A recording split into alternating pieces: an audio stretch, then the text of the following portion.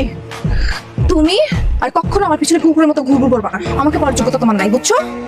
ওই ইয়াশ চৌধুরী কুকুরের পিছনে যে টাকা খরচ করে পুরো মাস গেলেও তুমি সেই টাকা ইনকাম করতে পারবা না, বুঝছো? আমার লাইফে ঢোকার চেষ্টা করবা না। জাস্ট গো গো। বাবা কিছু করার নাই, দুনিয়াটা এমনই বাবা। মনে পড়া তুমি আজকে আমার জান বাঁচিয়েছো, তুমি আমার কাছে কি চাও? আমি অনেক বড় লোক হইতে চাই। কত বড় লোক হতে চাও? এমন বড় লোক হইতে চাই যাতে এই ঢাকা শহরের যে কাউরে কুত্তা বানাই বলতে পারি। আজকে থেকে আন্ডারওয়ার্ল্ড তো